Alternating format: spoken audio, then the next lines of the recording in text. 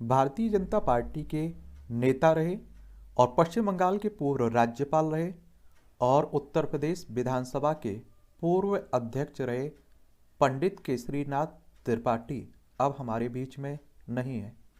इनकी डेथ हो गई है। तो ऊपर वाले से दुआ करिए कि इनकी आत्मा को शांति मिले और इस दुख की घड़ी में इनके परिवार को सहन शक्ति दे। तो आज हम लोग पंडित केसरीनाथ त्रिपाठी के बारे में एक सामान्य जानकारी देख लेंगे। इनकी कुछ पिक्चर्स आप लोग देख लीजिए। इनका परिवार है और आप देखेंगे कि इनका जन्म उत्तर प्रदेश में हुआ था और आप सभी जानते हैं कि उत्तर प्रदेश राजनीति की दृष्टि से काफ़ी महत्वपूर्ण भी है। उत्तर प्रदेश की राजधानी लखनऊ आप लोगों को देखने को मिलेगी। इसकी अंतर्राष्ट्रीय सीमा नेपाल से लगती है। राज्यों में बिहार, झारखंड, छत्तीसगढ़, मध्य प्रदेश, राजस्थान, हरियाणा, दिल्ली, हिमाचल प्रदेश और उत्तराखंड से लगती है। यहाँ विधानसभा में आप देखेंगे कि आपकी 403 सीटें हैं, विधान परिषद में 100 सीटें हैं, राज्यसभा में 31 सीटें हैं, लोकसभा में 80 सीटें हैं। अगर हम लोग यहाँ का क्षेत्रफल देखें तो 2,40,928 वर्ग किलोमीटर में आपका उत्तर प्रदेश फैला हुआ है। और आप देखेंगे केसरीनाथ त्रिपाठी का जन्म 10 नवंबर 1934 में उत्तर प्रदेश में हुआ था और उस समय हमारे ऊपर अंग्रेजों का शासन हुआ करता था। केसरीनाथ त्रिपाठी का लंबा राजनीतिक कैरियर रहा है और उत्तर प्रदेश की राजनीति में त्रिपाठी का झंडा 4 दशकों तक बुलंद रहा है। जो आज आप लोग भारतीय जनता पार्टी की ऊंचाइयां देख रहे हैं ना, इसमें आप देखिए पंडित केसरीनाथ त्रिपाठी जैसे बहुत सारे लोगों का योगदान यहां तक पहुंचाने में रहा है। 1934 में जन्मित त्रिपाठी 1946 में स्वयं सेवक संघ सेवक बने और आरएसएस से जुड़े। आरएसएस की बात करते हैं तो आप सभी जानते हैं कि राष्ट्रीय स्वयंसेवक संघ की बात कर रहा हूं और इसकी स्थापना की अगर हम लोग बात करें तो 27 सितंबर 1927 में हुई थी इसकी स्थापना। 27 सितंबर 1925 में इसकी स्थापना हुई थी। नागपुर में हेडक्वार्टर देखने को मिलेगा और केबी हेडगेवार इसके फाउंडर थे। हिंदू राष्ट्र और हिंदुत्व की बात करता है आरएसएस। फिर आप देखेंगे कि 1952 में भारतीय जनसंघ में कार्यकर्ता की तरह जुड़े और काम शुरू किया। कश्मीर आंदोलन में भाग लेते हुए जेल भी जाना पड़ा इन्हें। श्री राम जन्मभूमि आंदोलन में सक्रिय भागीदारी निभाने के चलते 1990 में 23 अक्टूबर से 10 नवंबर तक जेल में भी इन्हें बंद रखा गया। इलाहाबाद विश्वविद्यालय से 1953 में इन्होंने स्नातक किया हुआ था। 1955 में एलएलबी की परीक्षा पास की और एक वर्ष की वकालत करके 1956 में इलाहाबाद हाईकोर्ट के अधिवक्ता के रूप में इन्होंने पंजीकृत हुए।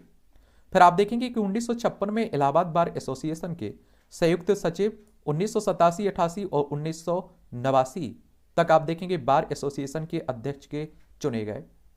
ठीक है। और ये आप देखेंगे 1977 में भारतीय जनता पार्टी के टिकट से शहर के झूसी विधानसभा से विधायक निर्वाचित हुए। और विधायक आप सभी जानते हैं कि विधायक अगर आपको बनना होता है ना तो आपकी उम्र कम से कम 25 साल होनी चाहिए। अधिकतम उम्र की कोई सीमा नहीं रखी गई है और विधायक का चुनाव डायरेक्ट जनता के द्वारा होता है। जिसकी उम्र 18 साल हो चुकी हुई, उनका मतदाता सूची में नाम जुड़ चुका होगा, वो लोग वोट डालने भी जाते होंगे। और उत्तर प्रदेश सरकार में वित्त एवं बिक्री कर मंत्री बने। फिर 1989, 1991, 93, 96 और सन 2002 में भाजपा से शहर दक्षिणी विधानसभा से लगातार निर्वाचित हुए। 3 बार उत्तर प्रदेश विधानसभा के अध्यक्ष बने। और विधानसभा अध्यक्ष होता है ना, ये विधानसभा के सदस्यों के बीच में से ही विधानसभा के सदस्यों के द्वारा ही चुनाव होता है। 2004 में उत्तर प्रदेश भाजपा के प्रदेश अध्यक्ष बने, लेकिन 2007 में तत्कालीन बसपा के टिकट से चुनाव लड़ रहे नंद गोपाल गुप्ता नंदी से चुनाव हार गए। फिर वापसी नहीं हुई और 2014 के राज्यपाल बने। 2014 में ये पश्चिम बंगाल के राज्यपाल बने। अगर पश्चिम बंगाल को देखना चाहें तो ये पश्चिम बंगाल है। कोलकाता इसकी राजधानी, उड़ीसा, झारखंड, बिहार, सिक्किम, असम से सीमा लगती है। अंतर्राष्ट्रीय सीमा इसकी नेपाल से लगती है, भूटान से लगती है और बांग्लादेश से लगती है। तो यहाँ के राज्यपाल भी रहे और राज्यपाल की नियुक्ति आप देखते हैं कि राष्ट्रपति के द्वारा की जाती है। तो इनके कुछ काम भी रहे। साहित्य, कला और संस्कृति, समाज सेवा, राजनीति और विधि के क्षेत्र में इनकी पहचान। पंडित केसरीनाथ त्रिपाठी का कार्य क्षेत्र हमेशा से साहित्य, कला, संस्कृति, समाज सेवा, राजनीति, विधि और न्याय तथा शिक्षा रहा है। उन्होंने अपने जीवन में सभी क्षेत्रों में कीर्तिमान स्थापित किया और एक प्रतिष्ठित कानून बेटा, एक सफल संचालक, विधानसभा के अध्यक्ष के रूप में और अत्यंत उच्च कोटि के संवेदनशील और अभिव्यक्ति के समर्थ साहित्यकार के रूप में पहचान है उनकी। गद्य एवं पद्य दोनों विधाओं पर समान रूप से अधिकार प्राप्त था इन्हें। उत्तर प्रदेश विधानसभा के अध्यक्ष पद पर आसीन रहते हुए पंडित केसरीनाथ त्रिपाठी ने उत्तर प्रदेश हिंदी संस्थान के कार्यकारी अध्यक्ष के दायित्व का भी निर्वहन किया।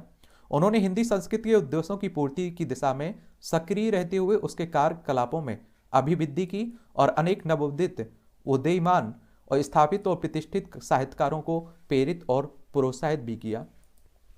हिंदी को अधिकाधिक ग्राह्य बनाने की दिशा में जो अभियान चलाया इन्होंने, पंडित केसरीलाल त्रिपाठी ने सृजन, प्रकाशन, प्रोत्साहन और सम्मेलन के माध्यम से हिंदी को अधिकाधिक ग्राह्य बनाने की दिशा में जो अभियान चलाया वह खास है। विदेशों में रह रहे भारतीय मूल के साहित्यकारों की साहित्य साधना का अवलोकन कर उनकी प्रतिभा का समुचित मूल्यांकन भी किया और सन 1999 में छठे विश्व हिंदू सम्मेलन लंदन में उसका प्रतिनिधित्व उपयोगी, सार्थक एवं लाभप्रद भी रहा। वहां उन्होंने हिंदी का पक्ष अत्यंत दृढ़ता से प्रस्तुत किया और सन 2003 में सूरीनाम में आयोजित विश्व हिंदी सम्मेलन में भी भाग लिया, अपनी विद्वता का पूरा परिचय दिया। और पुरस्कार भी इन्हें कुछ मिले थे। पंडित केसरीनाथ त्रिपाठी को कई पुरस्कारों से भी नवाजा जा चुका है। उन्हें भारत गौरव सम्मान, विश्व भारती सम्मान, उत्तर प्रदेश रत्न सम्मान, हिंदी गरिमा सम्मान, आचार्य महावीर प्रसाद द्विवेदी सम्मान, साहित्य वाचस्पति सम्मान, अभिषेक श्री सम्मान, बागेश्वरी सम्मान, चाणक्य सम्मान, कनाडा में काव्य कौस्तुभ सम्मान ये दिए गए हैं। और 7 कविता संग्रह और एक दोहा संग्रह प्रकाशित हो चुके हैं इनके लिए। केसरीनाथ त्रिपाठी ने अपने उत्कृष्ट काव्य कृतियों से साहित्य सेवा की और 7 कविता संग्रह और एक दोहा संग्रह प्रकाशित हो चुके हैं इनके।